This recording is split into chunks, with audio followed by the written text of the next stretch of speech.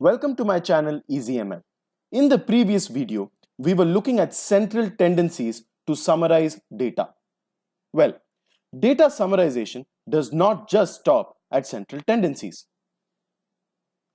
Coming back to the example where we were looking at the marks obtained by students in a particular class, well, if I said that on an average, the students of this particular class have scored 67.4%, that information would be incomplete, as there is a possibility that students have scored both higher and lower. Well, in order to understand or comprehend that variability in this data, we have measures such as variance and standard deviation.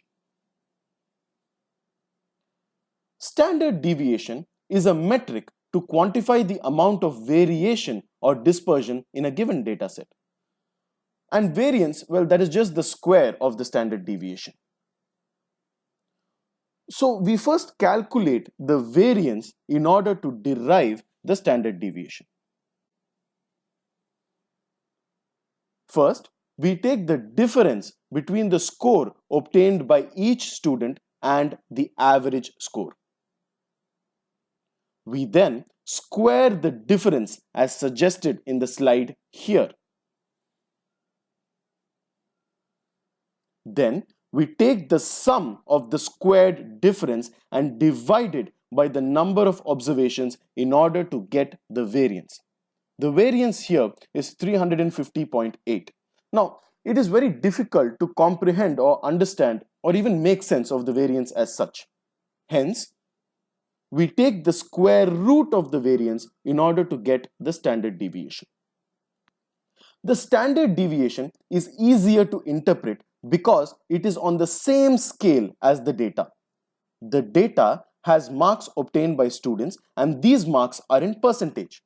Hence, it is important to note that the standard deviation will also be in percentage.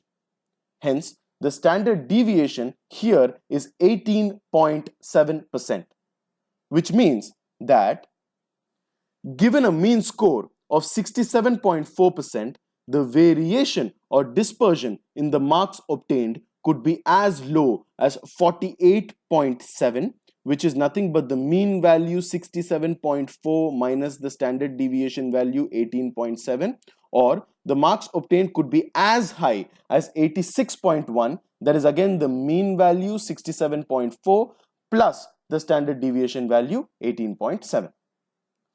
So finally, when we summarize the class performance or the marks in this particular data, we do so by saying that the class performance on an average is 67.4%, where the marks scored by the students could vary between 48.7% to 86.1%.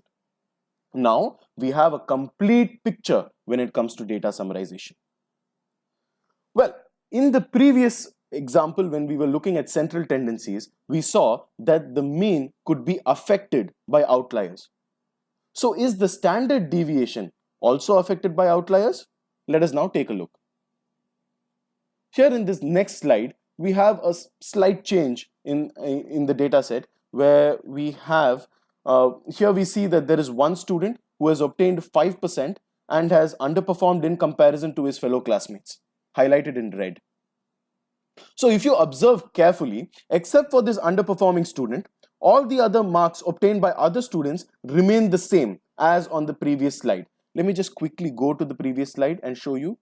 So if you see here, except for 41, all other marks remain the same.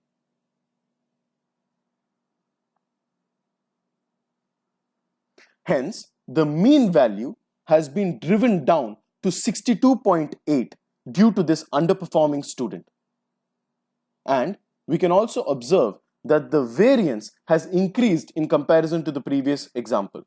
Well, let me again quickly go to the previous example. So here we see that the variance was 350.8, and now with the example with the underperforming student, we see that the variance is 784.